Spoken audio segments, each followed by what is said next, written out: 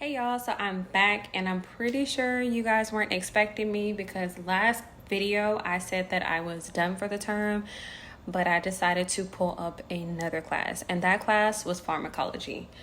So it's a med dose and pharmacology, so it's two classes combined, and I passed, but I just want to show y'all what the outcome of this is. I'm looking a little dusty because I went hard on passing this class because I wanted to give myself a little wiggle room if there was a case where I failed the OA on the first attempt, which I did not. So now I got a little bit of extra in between time, 2 weeks before I start my next term, which will be October 1st. So just a little background about med dose and pharmacology.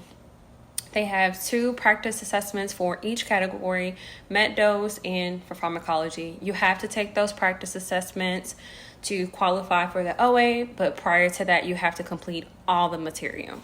So once I get started, it's really hard for me to stop. So that in turn is what made me pull that class up, because I didn't like sitting there and being idle.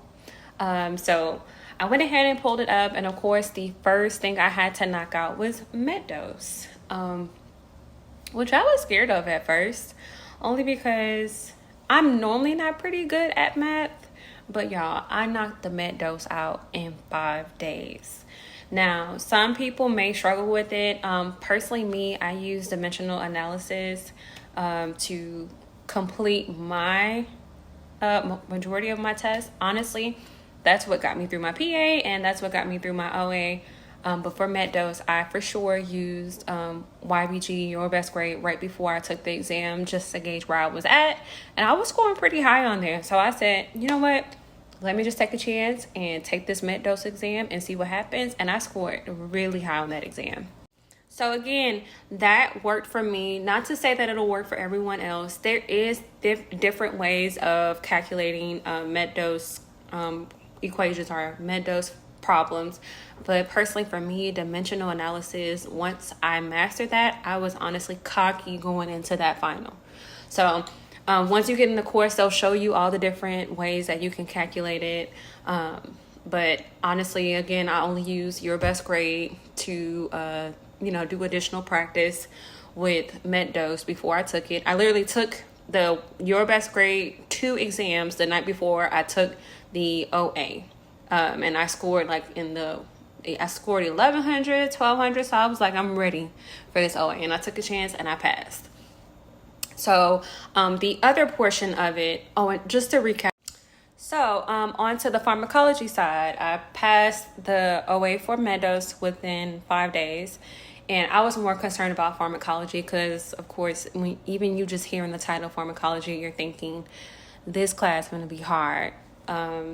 So I had ordered the Level Up RN Pharmacology flashcards, and I was like, this is big as hell. Let me reference the nutrition one for y'all. This is nutrition. This is pharmacology. And when I seen this, I was scared because I'm like, how am I supposed to learn all of this? What to expect? And yeah. Kind of scared me, I'm not gonna lie, but honestly, pharmacology took me 4 weeks and I passed the OA on the first try. I learned that, so after taking pharmacology, I learned that it is best to try to focus on the class of medications instead of each individual medication, memorizing the names, blah, blah, blah. Now, beta blocker was pretty easy for me to remember because I thought LOL, and I'm like, beta, LOL, whatever the case may be. But with most antihypertensive, a lot of things they have in common is something such as hypotension. So with this, you have to get up low and slow. So it could be a high chance that you see that on an exam that you take because it's a safety risk. So I look at these medications and I'm like, whatever is like the most adverse. Of course, you want to learn everything about the medication, but I'm starting to learn that when it comes to these. So like I was saying, I'm starting to learn that with HESI exams, a lot of the times they're looking for the nurse to be safe. So you want to learn something that, okay, well, if this happens to this member, what kind of harm could it bring them? Is it something that's deadly? A lot of the times the questions pop up like that. Not all the time. Sometimes it may not be a life or death question, but a lot of the times they're looking for you to be a safe nurse. So they may ask you questions like, you know, I don't want to go over the questions. I don't think I can do that. But they may ask questions in regards to safety. So just make sure when you're studying like, what would I need to do with this medication to make sure that that patient is safe? So that was my study style for this particular class. So I was very honest with y'all. I did struggle with nutrition. And I think the reason why I struggled with that class is because it was my first HESI style exam. And I needed to understand the concept of how to answer a HESI question, which is when your best grade came into play. So your best grade, I feel, is most beneficial for someone that's struggling to figure out how to answer HESI style questions for that particular subject. I would definitely say use it as a resource to be able to pass this class. I know for pharmacology, a lot of people did use your best grade, but I personally been. So what was most beneficial to me was using my Elsevier book, not to read the book, but the access that I had to the practice questions. Because in the Elsevier practice questions, there is like an overbearing amount of practice questions. But when it comes to nursing school, practice questions are key. Because sometimes they'll ask you questions and you'll be like, oh, well, I wouldn't even expect a question like that. And it, again, just like your best grade, it gets you accustomed to being able to catch those words or signs of what to look for as far as your answer for these exams. So practice. Every question that you get wrong, make sure you read the rationales, and those rationales will give you a little bit more insight if you don't get it from these cards. Because personally, these cards, I only pulled out the ones I felt I need to focus on most, but these cards, it gave you insight on it, but you need to go in depth on these medications. Another resource that I used, only because I'm like a practice question queen, I went on to Quizlet and I went to look up practice questions that I can use for pharmacology, just to make sure, you know, I'm not overlooking something about a medication. I honestly learned through doing practice questions, because if it wasn't listed on the card and that practice question, when I'm caught off guard, I'll be like, okay, well, check, that's good to know when it comes to that medication. So again, I mean, your best grade, in this case, I didn't use it much. There was still some benefits to it. I did take the practice questions with them, but I wasn't like my main resource for this class. By the way, I always give credit where it deserves, you know, a little bit of a spotlight. I also had the Facebook study group for Pharmacology and Med Dosage, and honestly, their tips on med dose and pharmacology, it honestly is one of the things that got me through the class, because it kind of gave me a little insight on how I should be studying.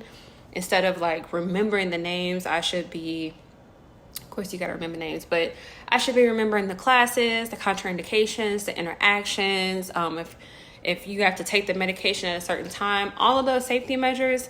The tips that I got from the Facebook page really helped me out a lot. So I'll make sure to tag that page, and you guys can check that out for yourself as well. So let's get back into acceleration. So as you guys know, in the previous video, I said I was not going to be pulling any classes, which was a lie. But I didn't know it was a lie when I said it. But I pulled that class up only because I know how consistent I am with being able to do my work, and it's not always the case where someone can complete the coursework within the timeline or the deadline.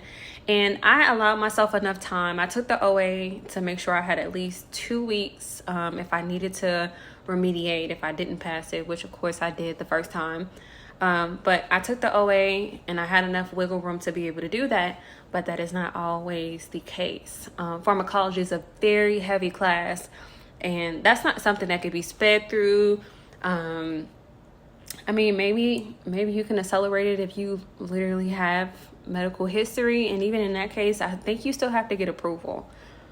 But I'll give y'all an example. I have one class left, and that's Foundation of Nursing, or Fundamentals of Nursing, sorry.